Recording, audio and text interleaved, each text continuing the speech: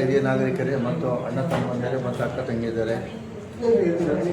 ಈ ಕಾರ್ಯಕ್ರಮ ತಮ್ಮ ಬಂದಿರತಕ್ಕಂಥ ಮಕ್ಕಳ ಭವಿಷ್ಯಕ್ಕಾಗಿ ತಮ್ಮ ಭವಿಷ್ಯಕ್ಕಾಗಿ ಎರಡನೇ ಜೀವನವನ್ನು ಸ್ಥಾಪಿಸ್ಕೋಬೇಕು ಅಂತ ಹೇಳಿ ಭಾರಿ ಆಸೆಗಳಲ್ಲಿ ನಿರೀಕ್ಷೆಗಳನ್ನು ಇಟ್ಕೊಂಡು ಬಂದಿದ್ದೀರಿ. ಕೆಲವರಿಗೆ ಶೂಟ್ ಆಗುತ್ತೆ, ಕೆಲವರು ಶೂಟ್ ಆಗಲ್ಲ.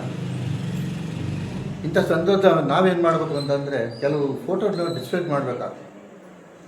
ಒಂದು ಫೋಟೋ ಡಿಸ್ಪ್ಲೇ ಮಾಡಿದಾಗ ನಿಮ್ಗೆ ಯಾರು ಶೂಟಬಲ್ ಆಗುತ್ತೋ ಅಂತ ಒಂದು ನಂಬರ್ ಸೆಲೆಕ್ಟ್ ಮಾಡಿದ್ರೆ ಅವ್ರ ಪರಿಚಯ ನೀವು ಮಾಡಿಕೊಟ್ರೆ ನಿಮ್ಗೆ ಶೂಟಬಲ್ ಆಗೋದ್ರೆ ಸಕ್ಸಸ್ ಮಾಡ್ಕೋಬೋದು. ಈಗ ನಾವು ಸಿನಿಮಾ ಟಿಕೆಟ್ ತೊಗೊಂಡಾಗ ಎಲ್ಲರೂ ತೊಗೊಂಡೋಗಿ ಕೂತ್ಕೊಂಡು ಸಿನಿಮಾ ನೋಡಿ ಇದು ಬಂದಂಗೆ ಆಗ್ಬಿಡುತ್ತೆ. ಅದಾಗೋದು ಬೇಡ. ಈಗ ಸಾಹೇಬರೆಲ್ಲ ಎಲ್ಲ ಎಕ್ಸ್ಪ್ಲೇನ್ ಮಾಡ್ತಾರೆ. ಪ್ರತಿಯೊಬ್ಬರು ಫೋಟೋ ನಿಮಗೆ ತೋರಿಸ್ತದೆ. ನೀವು ಶೂಟಬಿಲಿಟಿ ಆಗೋಂಥ ಫೋಟೋಗಳಿದ್ದರೆ ಸೆಲೆಕ್ಟ್ ಮಾಡಿಸಿ ಅವ್ರ ಡೀಟೇಲ್ಸ್ ಹೇಳಿ. ಅವ್ರು ಆದರೂ ಕೂಡ ಇನ್ನೊಂದೇನೆಂದರೆ ಹೆಣ್ಣು ಕಡೆಯವರು, ಹುಡುಗನ ಕಡೆಯವರು, ಹುಡುಗಿಯರ ಕಡೆಯವರು, ಸಂಬಂಧಿಕರು ಎಲ್ಲರೂ ಬಂದೇ ಒಳ್ಳೆಯದು. ಒಬ್ಬರು ಒಂದು ತಿಂಗಳು ಹುಡುಗ ಬರ್ತಾನೆ, ಒಂದು ತಿಂಗಳು ಹುಡುಗಿ ಬರ್ತಾಳೆ, ಒಂದು ತಿಂಗಳು ತಂದೆ ಬರ್ತಾರೆ, ತಾಯಿ ಬರ್ತಾರೆ, ಅದು ಸರಿ ಹೋಗಲ್ಲ. ಅಟ್ಲೀಸ್ಟ್ ಹುಡುಗ ಹುಡುಗಿ ರೆಗ್ಯುಲರ್ ಬಂದರೆ ಯಾವ ತಿಂಗಳಲ್ಲಾದರೂ ಕೂಡ ಒಂದು ಹುಡುಗಿ ಸೆಲೆಕ್ಟ್ ಆಗಿ ಅಮ್ಮ ಇಂಥದ್ದು ನೋಡ್ಕೊಂಬಂದಿದ್ದೀನಿ ಅಮ್ಮ, ನೋಡಿ ಫೋಟೋ ತಂದಿದ್ದೀನಿ, ಇಲ್ಲಿ ಕೊಟ್ಟಿದ್ದಾರೆ, ಇದು ನೋಡೋಣಮ್ಮ, ನೆಕ್ಸ್ಟ್ ಟೈಮ್ ನೀವು ಬನ್ನಿ ಅಂತ ಕರ್ಕೊಂಡು ಹೋದಾಗ ಸೂಟಬಿಲಿಟಿ ಆಗಿ ನೀವು ಮಾಡ್ಕೊಳ್ಳಿ. ನಮ್ಮದೇನು ಅಬ್ಜೆಕ್ಷನ್ ಏನಿಲ್ಲ. ನಿಮಗೆ ಅನುಕೂಲ ಮಾಡಿಕೊಡೋ ಉದ್ದೇಶಕ್ಕೋಸ್ಕರ ನಾವು ಮಾಡಿರಿ ಕೆಲಸ. ಅದು ತಾಳ್ಮೆಯಿಂದನೂ ಕೂಡ ಪ್ರತಿ ತಿಂಗಳು ಹುಡುಗ ಹುಡುಗಿ ಬಂದು ಆ ಫೋಟೋಗಳನ್ನು ನೋಡಿ, ಅವ್ರ ಮಾಹಿತಿ ನೋಡಿ, ಅವರ ಹಿನ್ನೆಲೆಯನ್ನು ತಿಳ್ಕೊಂಡು ಮುಂದುವರಿಯೋದು ಒಳ್ಳೆಯದು ಅಂತ ನನ್ನ ಅನಿಸಿಕೆ. ನಮ್ಮ ಮೇಡಮ್ ಅವರು ಪಾಪ ಲೆಕ್ಚರ್ ಇದ್ದಾರೆ, ಅವರು ಸೂಟಬಲ್ ಲೆಕ್ಚರ್ ಒಬ್ಬರು ಬೇಕು, ಅಥವಾ ಯಾರಾದರೂ ಪರವಾಗಿಲ್ಲ ಅಂತಂದರೆ ಅವ್ರ ಮನಸ್ಸು ಒಪ್ಪಲ್ಲ. ಇಷ್ಟೆಲ್ಲ ಓದಿ ಯಾವುದೋ ಒಬ್ಬರು ರೈತನ ನಾನು ಮತ್ತು ಇನ್ನೊಬ್ಬರು ರೈತರಿದ್ದಾರೆ, ಅವರು ಕೋಟ್ಯಾಧಿಪತಿಗಳು, ಅವ್ರಿಗೂ ತಂದ್ಕೊಂಡು ಮಾಡೋಕ್ಕಾಗಲ್ಲ. ಅವ್ರು ಯಾರಾದರೂ ಪರವಾಗಿಲ್ಲ ನಾನು ಸೇವೆ ಮಾಡ್ಕೊಂಡಿರ್ತಾರೆ ಸಾಕು. ಈಗಿನ ಹೆಣ್ಮಕ್ಳು ಸೇವೆ ಮಾಡ್ಕೊಳಕ್ಕೆ ರೆಡಿ ಇದ್ದಾರೆ. Anybody is not do. ನನಗೆ ಶ್ರೀಮಂತಿಗೆ ಕಾರು ಬಂಗ್ಲೆ ಇರೋನು ಬೇಕು, ಇಷ್ಟೆಲ್ಲ ಓದಿದ್ದೀನಿ, ಇಷ್ಟೆಲ್ಲ ನೌಕರಿ ದುಡಿತೀನಿ, ಇವೆಲ್ಲ ನನ್ನಲ್ಲಿದ್ದಾಗ ಅವ್ನು ಸೇವೆ ಮಾಡ್ಕೊಂಡಿರ್ತೀನಿ. ಪ್ರಯೋಜನ ಇದೆ. ಇನ್ನೊಂದು 2 ವರ್ಷ ತಾಳಿದವನು ಬಾಳಿಯ. ಇನ್ನೊಂದು ವರ್ಷ ಬಿಟ್ಟು ಇನ್ನೊಂದು ಒಳ್ಳೆ ಸಿಮ್ ಕಾರ್ಡ್ ಸಿಗುತ್ತೆ, ಕಲರ್ಫುಲ್, ಅವಾಗ ನೋಡುವ. ಬ್ಲ್ಯಾಕ್ ಆ್ಯಂಡ್ ವೈಟ್ ಆಯ್ತಕ್ಕೆ. ಇಂಥ ಚಿಂತನೆಗಳು ಭಾರಿ ಜನಕ್ಕಿದೆ. ಅದಕ್ಕೆ ತಾಳ್ಮೆಯಿಂದ ಆಧರಿಸ್ಕೊಂಡು ನಾನು ಏನೇ ಆಗಲಪ್ಪ ನನಗೆ ವಯಸ್ಸಾಗ್ತಾ ಬಂತು, ಇಂಥ ವ್ಯಕ್ತಿ ಸಿಕ್ಕಿದ್ದಾನೆ, ಅವ್ರು ಸೇವೆ ಮಾಡ್ಕೊಂಡು ಅವ್ನ ಮನೆ ಸಂಸಾರ ನೋಡ್ಕೊಂಡು ನಾವು ನೋಡ್ಕೊಂಡು ಇದ್ದು ಅವರಿಗೆ ನಾವು ಹೊಂದಾಣಿಕೆ ಮಾಡ್ಕೊಂಡು ಹೋಗ್ತೀವಿ ಅನ್ನೋ ದೃಢ ನಿರ್ಧಾರ ಇದ್ದವ್ರು ಮಾತ್ರ ದಯವಿಟ್ಟು ಬಂದು ಇಲ್ಲ ಹಾಜರಾಗಲಿ. ನನಗೆ ಕೇಳಿದ್ದನ್ನೇ ಕೊಡ್ತಾರೆ, ನಾನು ಹೇಳಿದ್ದನ್ನೇ ಮಾಡ್ತಾರೆ, ನಾನು ಸೂಟಬಿಲಿಟಿ ಕ್ಯಾಂಡಿಡೇಟೇ ಸಿಗ್ತದೆ ಅಂತ ನಿರೀಕ್ಷೆಗಳನ್ನ ಸ್ವಲ್ಪ ಕಡಿಮೆ ಮಾಡಬೇಕು. ಈ ಕಿವಿ ಮಾತು ಹೇಳ್ತಾ ನಿಮಗೆಲ್ಲರಿಗೂ ಒಳ್ಳೆಯದಾಗಲಿ, ಎಲ್ಲರಿಗೂ ಒಂದು ಜೋಡಿ ಸಿಗಲಿ ಇನ್ನಂತಿಲ್ಲ ಆಶೀರ್ವಾದ ಹೇಳಿ ನನ್ನ ಮಾತು. ಮದುವೆ ಆಗಿದೆ, ಮಗ ಇನ್ನೂ ಓದ್ತಾ ಇದ್ದಾನೆ, ಡಿಗ್ರಿ ಫೈನಲ್ ಇಯರ್. ನಂದು 2 ಎಕರೆ ಜಮೀನು, ನೀರಾವರಿ ಜಮೀನಿದೆ, ಮನೆ ಇದೆ, ಸ್ವಂತ ಬ್ರಾಹ್ಮಣರು. ನಾವು ಬ್ರಾಹ್ಮಣರ ಜಾತಿ ಆಗ್ಬೋದು ಅಥವಾ ಯಾವುದೇ ಸಸ್ಯಾಹಾರಿ ಜನಾಂಗದವರಿದ್ದರೂ ನಾವು ಇಷ್ಟು ನಮ್ಗೆ ಬೇಡ. ಜಮೀನು ಏನಿದೆ company sir, Hospet company, Tungabhadra dam ನೀರು. ಸುಮಾರು 54 ವರ್ಷ ವಯಸ್ಸು. BA ವ್ಯಾಸಂಗ ಮಾಡಿದ್ದಾರೆ. ಬ್ರಾಹ್ಮಣರು ಅಕೌಂಟೆಂಟ್ ಕೆಲಸ ಮಾಡ್ತಾ ಇದ್ದಾರೆ. ಒಂದು 40 ವರ್ಷ ಅನುಕೂಲ ಆಗೋ ಹಾಗೆ ಏನಾದರೂ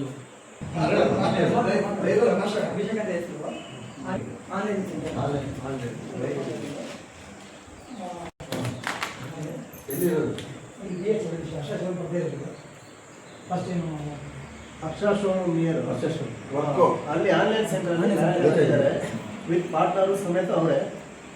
ಆನ್ಲೈನ್ ಸೆಂಟರ್ ವಿತ್ ಪಾರ್ಟ್ನರ್ ಆಗೂ ಇದ್ದಾರೆ. ಸ್ಯಾಲ್ರಿ ಇದೆ ಅವರಿಗೆ. 31 ಇಯರ್ಸ್ ಏಜ್ ಇದೆ. ಒಬ್ಳು ತಂಗಿ ಇದ್ದಾರೆ. ತಂಗಿ ಆಲ್ರೆಡಿ ಮದುವೆ ಆಗಿ ಕೊಟ್ಟಿದ್ದಾರೆ. ಅಕ್ಕ ಮದುವೆ ಆಗಿದೆ, ಬೇರೆ ಊರಲ್ಲಿದ್ದಾರೆ. ಇವ್ರ ಕ್ಯಾಸ್ಟ್ ಅಂತಲ್ಲ, ಯಾವ ಕ್ಯಾಸ್ಟ್ ಆದರೂ ಪರವಾಗಿಲ್ಲ. ರಿಟೈರ್ಡ್ ಎಂಪ್ಲಾಯಿ ಇವರು ಸ್ವತಃ ಸಂಧ್ಯಾರಾಣಿ ಅಂತ ಕಡೂರು ಪಟ್ಟಣ ಕಾಲೇಜಲ್ಲಿ ಇದು ಔಟ್ಸೋರ್ಸ್ ಆಗಿ ಕೆಲಸ ಮಾಡ್ತಾರೆ. ಅವರು ಎಮ್ ಎ ಹಿಸ್ಟ್ರಿ. ಅವರು ಡಿವೋರ್ಸ್ ಆಗಿದೆ. ಅವ್ರಿಗೆ ಒಂದು ಹುಡುಗ ಏನಾದರೂ ಅವಕಾಶ ಇದೆಯಾ ಅಂತ ಬಂದಿದ್ದೀವಿ. ಅಡ್ಮಿಷನ್ ಆಲ್ರೆಡಿ ನಾವು ಮಾಡಿದ್ದೀವಿ, ರಿಜಿಸ್ಟ್ರೇಷನ್ ಮಾಡಿದ್ದೀವಿ. 30 ವರ್ಷ ಕೆಲಸ ಮಾಡಿ ಮಾಡಿ ಈಗ 12 ವರ್ಷ ಸರ್ವಿಸ್ ಆಯ್ತು. ನಾನು ಬೆಂಗಳೂರಲ್ಲಿ ಏನೋ ಸಡನ್ ಆಗಿ 10:30 ವಿಷಯ ಗೊತ್ತಾಯ್ತು ನನಗೆ. ಸಚಿವರು ಫೋನ್ ಮಾಡಿ ಹೇಳಿದೆ, ಏನು ಅಂತಂದರೆ ನಮ್ದು ರೇಟು ಶಿಕಾರಿಪುರ ಸರ್. ನಮ್ಮಲ್ಲಿ ರೈತರು ಅಡಿಕೆ ತೋಟ ಎಲ್ಲ ಇದೆ, ಮದುವೆ ಆಗಿಲ್ಲ. 36, 35, 30 ಮದುವೆ ಆಗಿಲ್ಲ. ಹುಡುಗಿನ ಹುಡುಗನ? ಹುಡುಗಿನ ಹೌದು, ಹುಡುಗರು ಹುಡುಗರು ಅವರು ಮದುವೆ ಹುಡುಗಿ ಸಾಕಾಗಿ ವಿದೇಶದಲ್ಲಿ ಯಾರು ಇಲ್ಲ ಅಂದರೆ ಇರ್ರೆಸ್ಪೆಕ್ಟಿವ್ ಆಫ್ ಕ್ಯಾಸ್ಟ್ ರಿಲಿಜನ್ ಆದರೂ ಅವ್ರು ಕೊಡ್ತಾರೆ ಸರ್. ಆದರೂ ಕೇಳಿದ ಸರ್ ಈ ಥರ ಇದೆ ಬರಬೇಕು ಬೇಡ ಅಂತ ಕೇಳಿದಾಗ ಬಂದಿಗೆ ನಮ್ಗೆ ಅವರು ಅದಕ್ಕೋಸ್ಕರ ಬಂದೆ ಸರ್. ಮಾಹಿತಿ ಕೊಟ್ಟಿದ್ದೀರಿ?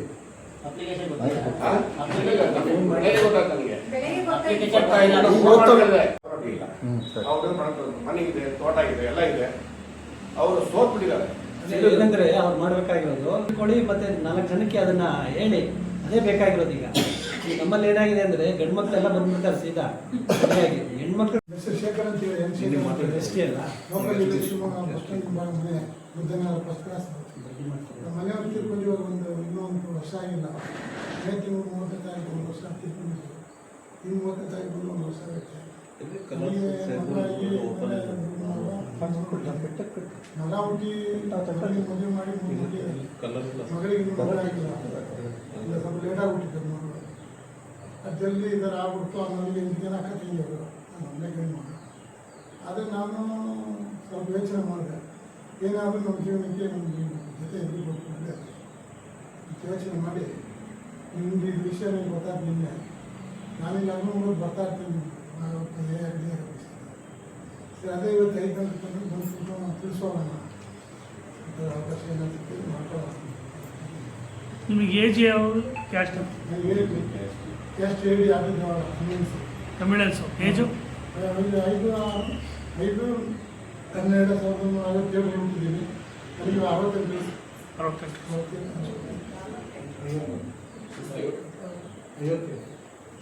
ಎಲ್ಲಿ ಯಾವ ಊರಂದ್ರಿ? ಇದೇ ವರ್ಷ ಲೋಕಲ್ ಏನ್ ಮಾಡ್ತಾರೆ? 68 ವರ್ಷ. ಸರಿ, ಒಂದು ಅಪ್ಲಿಕೇಶನ್ ನಿಮ್ಮ ಮಕ್ಕಳೆಲ್ಲ ಇದ್ದಾರೆ, ಮಗ ಒಬ್ಬನು ಮಗಳಿಗೆ ಮದುವೆ ಮಾಡ್ಬೋದು, ಸಪ್ರೇಟ್ ಇದ್ದಾರೆ. ಮಗ ಸಪ್ರೇಟ್ ಇದ್ದಾನೆ. ಆದರೆ ಮನೆ ಇದೆ ಅಷ್ಟೇ. ನಿಮ್ಮ ಮನೆ ಡೀಟೇಲ್ಸ್ ತಗೊಳ್ಳಿ, ಡೀಟೇಲ್ಸ್ ಕೊಡಿ. ಅದೇ ಅದಾದ್ಮೇಲೆ ನಿಮ್ಮ ಡೀಟೇಲ್ ಏನಾರ ಕೊಟ್ಟರೆ ಅದಕ್ಕೆ ಯಾರು ನೋಡ್ತಾರೆ? 3 ತಿಂಗಳ ಹಿಂದೆ ನನಗೆ ಒಂದು ವಾಟ್ಸಪ್ಪಲ್ಲಿ ಒಂದು ಮೆಸೇಜ್ ಬಂತು. ನನ್ನ ಸ್ನೇಹಿತ ಇಲ್ಲಿ ಬ್ಯಾಂಕ್ ಮ್ಯಾನೇಜರ್, ರಿಟೈರ್ಡ್ ಮ್ಯಾನೇಜರು ಹಾಕಿದ್ರು ನನಗೆ. ನಾನು ನನ್ನ ಸೊಸೈ ವಿಚಾರವಾಗಿ ಅವನ ಹತ್ರ ಮಾತಾಡಿದ್ದೆ. ಅದಕ್ಕೆ ಇದು ನೋಡ್ಬಿಟ್ಟು ಅವ್ನು ನನಗೆ ಮೆಸೇಜ್ ಆಗ್ತದೆ. ನನಗೆ ಭಾಳ ಖುಷಿ ಆಯಿತು ಸರ್ ನೋಡಿ. ಆ ಖುಷಿ ಆಗ್ಬಿಟ್ಟು ಅವತ್ತೇ ನಾನು ಒಂದು 3-4 ದಿನ ಕಾಂಟ್ಯಾಕ್ಟ್ ಮಾಡಿದೆ ಫೋನಲ್ಲಿ. ಒಬ್ಬರು ಮೇಡಮ್ ಮಾತ್ರ ರಿಸೀವ್ ಮಾಡಿ ಮಾತಾಡಿದ್ರು ನನ್ನ ಹತ್ರ. ಅವ್ರಿಗೆ ನಾನು ತುಂಬ ಥ್ಯಾಂಕ್ಸ್ ಹೇಳಿದೆ. ಮೇಡಮ್ ಎಂಥ ಒಳ್ಳೆ ಕಾರ್ಯಕ್ರಮ ಮಾಡ್ತಿದ್ದೀರಾ. ನಾವು ಇಷ್ಟೊತ್ತರ ಪಕ್ಕ ಜಿಲ್ಲೆಯರಾದರೂ ಕೂಡ, ಪಕ್ಕ ಹತ್ತಿರದಲ್ಲಿದ್ದರೂ ಕೂಡ ನಮಗೆ ವಿಚಾರ ಗೊತ್ತಿಲ್ಲ. ಭಾಳ ಖುಷಿ ಆಯ್ತು ಮೇಡಮ್ ನಿಮ್ಮ ಮೆಸೇಜ್ ನೋಡಿ.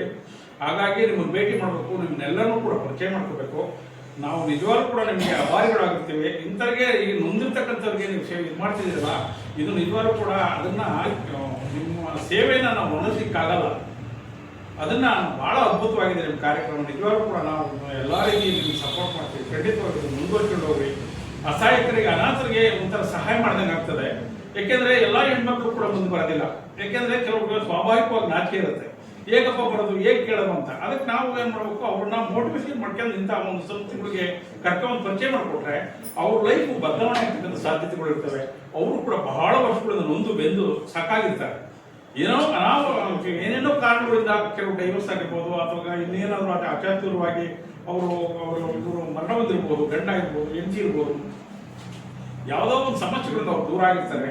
ಅದಕ್ಕೆ ಇದೊಂದು ಉತ್ತಮವಾಗಿರ್ತಕ್ಕಂಥ ವೇದಿಕೆ, ಈ ರಾಜ್ಯದಲ್ಲೇ ಕೂಡ ಉತ್ತಮವಾಗಿರ್ತಕ್ಕಂಥ ವೇದಿಕೆ ಅವರು ಒಟ್ಟಾಗ್ಲಿಕ್ಕೆ ಅಂತೇಳಿ ನನ್ನ ಅಭಿಪ್ರಾಯ ಸರ್. ನಿಜವಾಗ್ಲೂ ಕೂಡ ಈ ಸಂಸ್ಥೆಯಲ್ಲಿ ಕೆಲಸ ಮಾಡ್ತಕ್ಕಂಥ ಎಲ್ಲರಿಗೂ ಕೂಡ ನಾನು ಎಷ್ಟು ಹೃದಯಪೂರ್ವಕವಾಗಿ ಧನ್ಯವಾದ ಹೇಳಿದ್ರು ಕೂಡ ತೀರಿದು. ಈಗ ಇಲ್ಲಿ ತನಕ ಎಷ್ಟು ಈ ರೀತಿಯ ಮದುವೆಗಳು ಮಾಡಿಸಿದ್ರು ನನಗೆ ಗೊತ್ತಿಲ್ಲ. ನಾನೀಗ 1-2 ತಿಂಗಳಾಯ್ತು ಸಾಹೇಬರೆಲ್ಲ ಪರಿಚಯ ಬಂದು ನನ್ನ ಸೊಸೆ ಮ್ಯಾರಿಟಲ್ ಕೊಟ್ಟೋಗಿ ನಿಜವಾಗ್ಲೂ ಕೂಡ ಇದೊಂದು ಅತ್ಯುತ್ತಮವಾಗಿರ್ತಕ್ಕಂಥ ಕಾರ್ಯಕ್ರಮ. ನಿಮ್ದೆಲ್ಲರ ಸಾಥ್ ಎಲ್ಲ ರೀತಿಯಲ್ಲಿ ನಾವು ಸಹಕಾರ ನೀಡ್ತೀವಿ.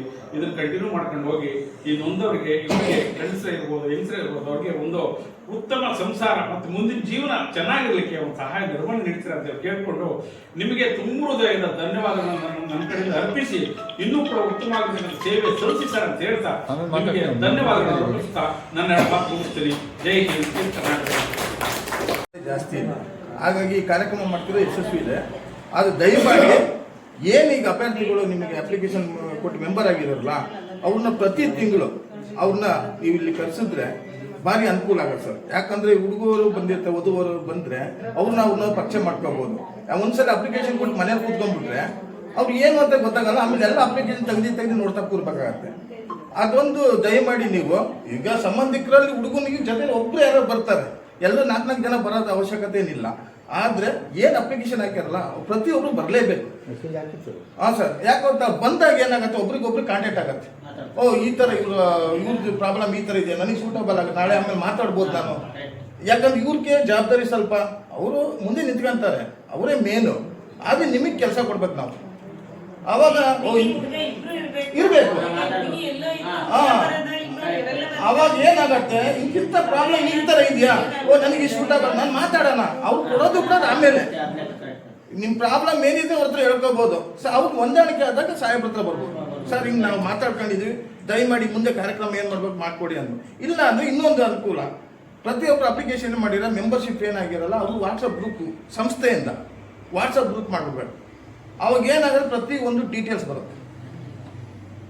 ಅಲ್ಲ ನಾನು ಅನಿಸಿಕೆ ಹೇಳ್ತಾ ಇರೋದು, ಸರಿ ಇದ್ರೆ ಸರಿ ಅನ್ಬೋದು, ಇಲ್ಲ ಯಾಕೆ ಕೆಲವರು ಬರೋದಿಲ್ಲ, ಒಂದು ತಿಂಗಳು ಬರೋದು. ವಾಟ್ಸಪ್ ನೋಡಿದಾಗ ಇಲ್ಲೊಂದು ಯಾವುದೋ ವಸ್ತು ಕ್ಯಾಂಡಿಡೇಟ್ ಆಗಿದೆಯಲ್ಲ, ಇದು ನಮ್ಗೆ ಸೂಟಬಲ್ ಆಗುತ್ತೆ, ಇದು ನಮ್ದು ಜಾತಿಗೆ ಇದಾಗತ್ತಲ್ಲ, ಕೇಳೋಣ ಒಂದು ಮಾತು, ತಪ್ಪೇನಿಲ್ಲ ಅಂತೇಳಿ. ಈಗ ಮದುವೆ ಆಗ್ಲಿದ್ದವರು ಬಂದಿದ್ದಾರೆ, ಮದುವೆ ಆದ್ರೂ ಸಹ ನಾನು ಮದುವೆ ಆಗ್ತೀನಿ ಅಂತಲೇ ಬಂದಿರೋ ಜಾಸ್ತಿ. ಇವಾಗ ಹುಡುಕಿ ಸಾಕಾಗುತ್ತೆ, ನೋವು ತಿಂದ್ಬಿಟ್ಟಿದ್ದಾರೆ. ಈಗೆಲ್ಲ ಮದುವೆ ಆಗಿದ್ದು ಹುಡುಗರೇನೆ 2ನೇ ಸಂಬಂಧ ಆದ್ರೂ ಪರವಾಗಿಲ್ಲ, ನನಗೆ ಬೇಕು, ಒಟ್ಟು ನಾನು ಸಂಸಾರ ಮಾಡ್ಬೇಕಂದ್ರೆ ಬಂದ್ಬಿಟ್ಟಿದೆ. ಕೆಲಸದಲ್ಲಿ ಚೆನ್ನಾಗಿದ್ದಾರೆ, ದುಡಿತಿದ್ದಾರೆ, ಮನೆ ಕಡೆ ಅನುಕೂಲ ಇದೆ, ಜಮೀನಿದೆ, ಪ್ರತಿಯೊಂದು ಇದೆ, ಏನು ಸಿಗ್ತಾ ಇದೆ. ಅದಕ್ಕೆ ಇದೊಂದು ಆಫೀಸು ಮಾಡಿದ್ದು ನಮ್ಗೆ ಭಾಳ ಸಂತೋಷ. ಅದು ದಯಮಾಡಿ ಒಂದು ವಾಟ್ಸಪ್ ಗ್ರೂಪ್, ಮತ್ತಿಲ್ಲ ಅಂದರೆ ಪ್ರತಿ ಅಭ್ಯರ್ಥಿ ಬರಲೇಬೇಕು. ಬಂದಾಗ ಏನಾಗುತ್ತೆ, ಒಬ್ರಿಗೊಬ್ರು ಕಾಂಟ್ಯಾಕ್ಟ್ ಆಗುತ್ತೆ, ಅವ್ರ ಪರಿಚಯ ಆಗತ್ತೆ. ಇಂತಿಂಥ ನೋಡಿ ಒಳ್ಳೊಳ್ಳೆ ಆಫೀಸರ್ಸ್ಗಳೆಲ್ಲ ಇದ್ದಾರೆ, ಬೇರೆ ಊರಿಂದ ಬಂದಿರ್ತಾರೆ. ಈಗೆಲ್ಲ ಅಪ್ಲಿಕೇಶನ್ ತಗೊಂಬಂದು ಪಾಪ ತೋರ್ಸಕ್ಕೆ ಬರಲ್ಲ. ದಯಮಾಡಿ ಅದೊಂದು ಮಾಡ್ಬೇಕು ಸರ್, ಅದು ನನ್ನ ಅನಿಸಿಕೆ ಸರ್. ಭಾಳ ಖುಷಿಯಾಗಿ ಅದು ಇದು ಬರೋಂಥದ್ದು ಯಾರೂ ಇಲ್ಲ ಸರ್.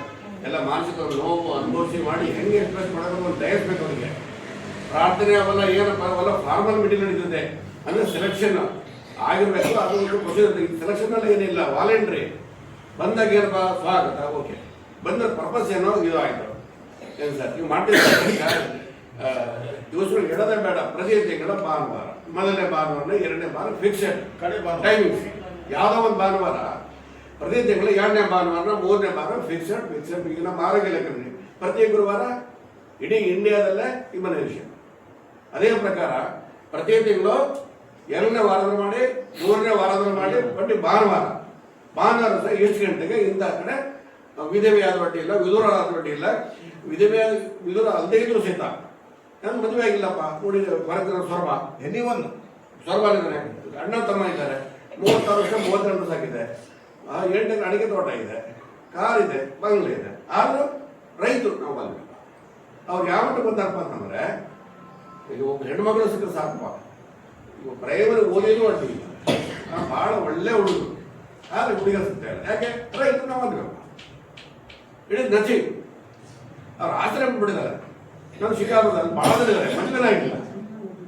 ಈಗ ಅಪ್ಲಿಕೇಶನ್ ಕೊಟ್ಬಿಟ್ಟಿರ್ತಾರೆ, ನಾವು ಫೀಸ್ ಕಟ್ಬಿಟ್ಟಿದೀವಿ ಅಂತ ಒಂದು ತಮಾಷೆ ಅದು ಮಾಡಬಾರ್ದು.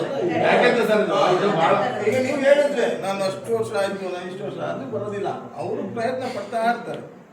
ಪ್ರಯತ್ನ ಬಂದ್ರೆ ಪ್ರಯತ್ನ ಅಂದ್ರೆ ಸರ್ವ ಜನಾಂಗ ವಿಧುರ ವಿಧವೆ ಹಾಗೂ ಪುನರ್ವಿವಾಹ ಬಯಸುವ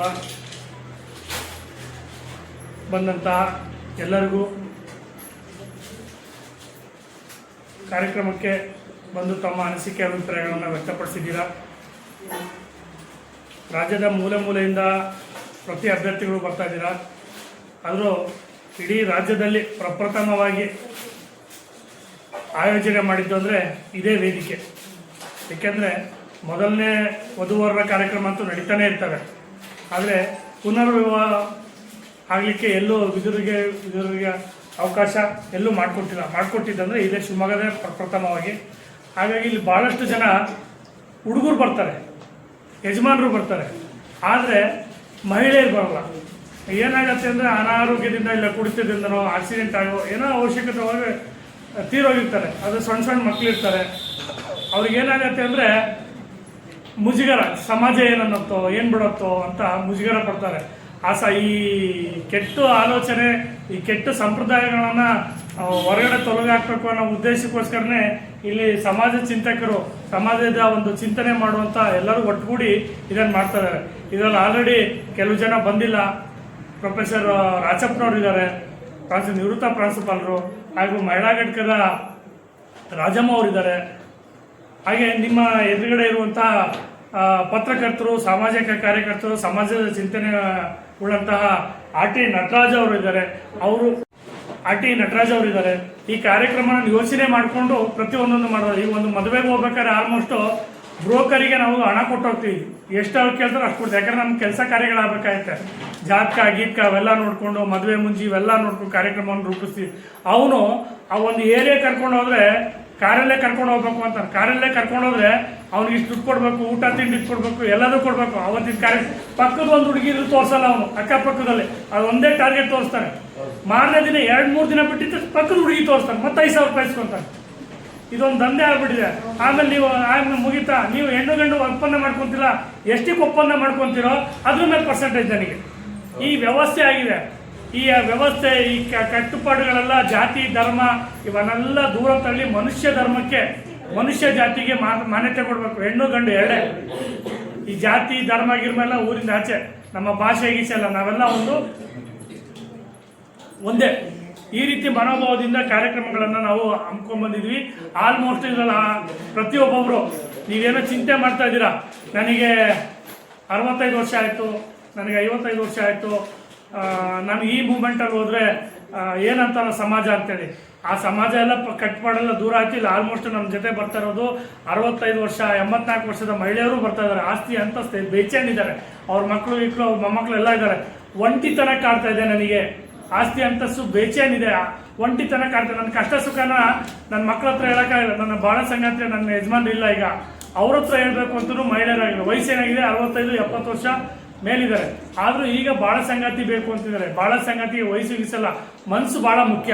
ರೂಪ ಲಾವಣ್ಯಗಳೆಲ್ಲ ಇಂಪಾರ್ಟೆಂಟ್ ಅಲ್ಲ. ಇದನ್ನು ಮಂದಟ್ಟು ಮಾಡ್ಕೊಳ್ಳಿ. ನೀವು ಜಾತಿ, ನಮ್ಮ ಧರ್ಮ, ನಮ್ದು ಇದೇ ರೀತಿ ಇರಬೇಕು ಅನ್ನೋ ಕಲ್ಪನೆಗಳನ್ನು ದೂರ ಇಟ್ಟರೆ ನಿಮ್ಮಲ್ಲಿರುವಂಥ ಪ್ರತಿಯೊಂದೊಂದು ಆಲ್ಮೋಸ್ಟು ತಮ್ಮ ಮನಸ್ಸುಗಳನ್ನು ಬೆರೀತವೆ. ಇಲ್ಲಿ ಏನಾಗ್ತಿದೆ ಅಂದರೆ, ಯಾರು ಮದುವೆ ಆಗಬೇಕಂತ ಅಭ್ಯರ್ಥಿ ಇರ್ತಾರೋ ಅವ್ರು ಬರ್ತಾ ಇಲ್ಲ. ಅವ್ರ ತಂದೆನೋ, ಅವ್ರ ತಾಯಿನೋ, ಅವ್ರ ಅಕ್ಕನೋ, ಅವ್ರ ಸಂಬಂಧಿಕರು ಅವ್ರು ಬರ್ತಾ ಇದ್ದಾರೆ. ಇಲ್ಲಿ ಹುಡುಗರು ಬಂದಾಗ ಇವ್ರು ಯಾರು ಅಂತ ನೋಡಿ ಈ ಪರಿಸ್ಥಿತಿ ಆಗಿದೆ. ಕೊಟ್ಟಿರೋ ಲೀಸ್ಟ್ ಕಂಡು ಬೇಚೇನಿದೆ. ಆಲ್ಮೋಸ್ಟ್ ಗೌರ್ಮೆಂಟ್ ಎಂಪ್ಲಾಯ್ಸಲ್ಲಿರುವಂಥ ಮಹಿಳೆಯರಂತೂ ಭಾಳ ಜನ ಇದ್ದಾರೆ. ಟೀಚರ್ಸು, ಇಂಜಿನಿಯರು, ಡಿಪ್ಲೊಮೊ, ಲೆಕ್ಚರ್ಸು ಭಾಳಷ್ಟು ಜನ ಇದ್ದಾರೆ. ಅವ್ರು ಬರ್ತಾರೆ, ಕೊಟ್ಟು ಹೋಗ್ತಾ ಇದ್ದಾರೆ. ಇದು ನೆಕ್ಸ್ಟ್ ಏನಾಗತ್ತೆ, ನೀವೇ ಎದ್ರ ಬಂದುಬಿಟ್ರೆ ಅವರನ್ನು ಆಯ್ಕೆ ಮಾಡ್ಕೋಬೋದಲ್ಲ ಅಂತ. ಈಗ ಈ ಕಾರ್ಯಕ್ರಮಗಳು ಮುಗಿದಾಗಿದ್ಮೇಲೆ ಒಂದು ಗ್ರೂಪ್ ಫೋಟೋ ತೆಗಿತಾರೆ. ಆಮೇಲೆ ಯಾರ್ಯಾರು ಕೊಟ್ಟಿದ್ದಾರೋ ಅವ್ರ ಡೀಟೇಲ್ಗಳನ್ನು ನಿಮ್ಮ ಮುಂದೆ ಹೋಗ್ತೀವಿ. ನಿಮ್ಮನ್ನು ಯಾವ್ಯಾವ ವಯಸ್ಸನ್ನು ಏನೇನು ನಿಮಗೆ ಸೂಟಬಲ್ ಆಗುತ್ತೋ ಅವ್ರ ಗಮನಕ್ಕೆ ತಂದರೆ ಬಹುಶಃ ನಾವು ಅವರನ್ನು ಫೋನ್ ಮಾಡಿ ಕರ್ಸ್ಕೊಂಡು ನಿಮಗೆ ಹೊಂದಾಣಿಕೆ ಮಾಡ್ಕೊಳ್ತೇವೆ. ಇದರಲ್ಲಿ ಜಾತಿ ಧರ್ಮ ದೂರ ಬಿಟ್ಟರೆ ನಿಮ್ಗೆ ಹೊಂದಾಣಿಕೆ ಆಗುತ್ತೆ. ವಯಸ್ಸು ಹೆಚ್ಚು ಕಡಿಮೆ ಆಗಿರ್ಬೋದು, 1-2 ವರ್ಷ ಮುಂದೆ, 2 ವರ್ಷ ಹಿಂದೆ. ಮನಸ್ಸು ಮೆಚ್ಚಬೇಕು, ಅದನ್ನು ನೀವು ಮಂದಟ್ಟು ಮಾಡಿಕೊಂಡ್ರೆ ಇವು ಆಲ್ಮೋಸ್ಟ್ ರೆಡಿ ಆಗುತ್ತೆ. ಆಮೇಲೆ ನೀವು ಇದೇನು ಕಾರ್ಯಕ್ರಮ ಇಲ್ಲೇನು ಅವರು ನಂಬರ್ ತೊಗೊತೀರೋ ನೀವು ತೊಗೊಂಡಾದ್ಮೇಲೆ ನೀವೇ ಹೊಂದಾಣಿಕೆ ಮಾಡಿ ಮದುವೆ ಆದ್ರೂ ಪರವಾಗಿಲ್ಲ. ಆದರೆ ಇಲ್ಲಿ ಗಮನಕ್ಕೆ ತಂದರೆ ನಾವು ಆ ಪಠ್ಯನ ತೆಗಿತೀವಿ. ನೀವೇನು ಲೀಸ್ಟ್ ಕೊಟ್ಟಿದ್ದೀರೋ ಆ ಪಟ್ಟಿ ತೆಗಿತೀವಿ. ಸುಮಾರು ಜನ ಇಲ್ಲಿ ಬಂದವರು ತಮ್ಮಲ್ಲೇ ಹೊಂದಾಣಿಕೆ ಮಾಡ್ಕೊಂಡು ಮದುವೆ ಆಗಿದ್ದಾರೆ. ಟೀಚರ್ಸ್ ಅವರೆಲ್ಲ ಬಂದವರು ಮದುವೆ ಆಗಿದ್ದಾರೆ. ಅವ್ರು ಆಲ್ಮೋಸ್ಟ್ ನನ್ನ ಗಮನಕ್ಕೆ ತಂದರೆ ಆ ಪಟ್ಟಿ ಏನು ಕೊಟ್ಟಿದ್ದೀರೋ ತೆಗಿತೀವಿ. ನೆಕ್ಸ್ಟ್ ಇನ್ನೊಬ್ರಿಗೆ ತೋರಿಸ್ಲಿಕ್ಕೆ ಹೋಗಲ್ಲ. ಇದೊಂದು ಗಮನದಲ್ಲಿರಲಿ, ಸರಿನಾ? ಹಾಗಾಗಿ ಕೊನೆಯ ಹಂತಕ್ಕೆ ಬಂದಿದ್ದೀವಿ. ಈಗ ಈ ಕಾರ್ಯಕ್ರಮಕ್ಕೆ ರಾಜ್ಯದ ಮೂಲೆಯಿಂದ ಬಂದಂಥವ್ರು ಎಲ್ಲರಿಗೂ ನಾವು ವಂದನಾರ್ಪಣೆಯನ್ನು ಹೇಳೋ ಸಂದರ್ಭ ಈಗ ವೇದಿಕೆಯಲ್ಲಿರುವಂತಹ ಅಧ್ಯಕ್ಷತೆ ನಿವೃತ್ತ ಅಧಿಕಾರಿ ಶಿವಲಿಂಗಪ್ಪ ಇದ್ದಾರೆ. ತಮ್ಮೆಲ್ಲರ ಪರವಾಗಿ ಅವರಿಗೆ ತುಂಬ ಹೃದಯದ ಧನ್ಯವಾದಗಳು ಹೇಳ್ತೇನೆ. ಹಾಗೆ ಸಮಾಜ ಕಾರ್ಯಕರ್ತರು, ಸಮಾಜಮುಖಿ ಕಾರ್ಯಕರ್ತಗಳನ್ನು ಮಾಡ್ತಾ ಹಾಗೆ ಪ್ರತಿಯೊಂದೊಂದು ಹಿತಚಿಂತನೆಗಳನ್ನು ಮಾಡಿಕೊಂಡು ಈ ರೂಮನ್ನು ಯಾವುದೇ ಕಾರ್ಯಕ್ರಮ ಆಗಲಿ ಆ ಕಾರ್ಯಕ್ರಮಕ್ಕೆ ಒಂದು ನಯ ಪೈಸೆ ತೊಗೊಳ್ದೆ, ಒಂದು ಲೈಟ್ ಹಾಕಿದ್ರೆ ಒಂದು ಯೂನಿಟಿಗೆ 8 ರೂಪಾಯಿ 10 ರೂಪಾಯಿ ಆಗಿದೆ ಕಮರ್ಷಿಯಲ್ ಫ್ಯಾನ್ ಹೋಗಿ ಯಾರ ಹತ್ರನೂ ಹಣ ತೊಗೊಳ್ದೆ, ಯಾರೇ ಒಂದು ಕಾರ್ಯಕ್ರಮ ಮಾಡ್ತೀನಿ ಅಂದ್ರೂ ಸುಧಾ ಅವರಿಗೆ ನಿರಾಳವಾಗಿ ಧಾರಾಳವಾಗಿ ಕೊಟ್ಕೊಡ್ತಾ ಅವ್ರ ಕಾರ್ಯಕ್ರಮಗಳನ್ನು ಯಶಸ್ವಿಯಾಗಿ ಅಂತ ಮಾಡ್ತಾ ಪ್ರತಿಯೊಂದು ನೊಂದು ಅಂತ ಬಂದಂಥವ್ರಿಗೆ ಅವರಿಗೆ ಕಲಾಕೌಶಲ್ಯರಾಗಿರ್ಬೋದು ಏನೇ ಒಂದು ಆಗಿರ್ಬೋದು ಪ್ರತಿಯೊಂದೊಂದು ನೀಡ್ತಾ ಬರ್ತಾ ಇರುವಂತಹ RT ನಟರಾಜ್ ಅವ್ರಿಗೂ ತಮ್ಮೆಲ್ಲರ ಪರವಾಗಿ ತುಂಬ ಹೃದಯದ ಧನ್ಯವಾದಗಳು ಹೇಳ್ತೀನಿ. ಹಾಗೆ ಮತ್ತು ಇನ್ನೊಬ್ಬರು ಅತಿಥಿಗಳಾದಂತಹ ನಿವೃತ್ತ ಇಂಜಿನಿಯರ್ ಕೋಟೆ ಅಣ್ಣಪ್ಪವರು ಇದ್ದಾರೆ, ಅವ್ರಿಗೂ ತಮ್ಮೆಲ್ಲರ ಪರವಾಗೂ ವಂದನಾ ಅರ್ಪಣೆಯನ್ನು ವಹಿಸ್ತೇನೆ. ಹಾಗೆ ಬೇರೆ ಬೇರೆ ಜಿಲ್ಲೆಯಿಂದ ಬಂದಂತಹ ಎಲ್ಲರಿಗೂ ಈ ಸಂದರ್ಭದಲ್ಲಿ ಹೆಸರು ಹೇಳ್ತಾ ಹೋಗ್ತಾರೆ ಭಾಳ ಲಾಂಗ್ ಹೋಗ್ತಾ ಹೋಗುತ್ತೆ. ಹಾಗಾಗಿ ಎಲ್ಲರಿಗೂ ಈ ವಂದನಾ ಅರ್ಪಣೆ ಹೇಳ್ತಾ ಎಲ್ಲರಿಗೂ ವಂದಿಸ್ತಾ ಕಾರ್ಯಕ್ರಮ ಧನ್ಯವಾದ.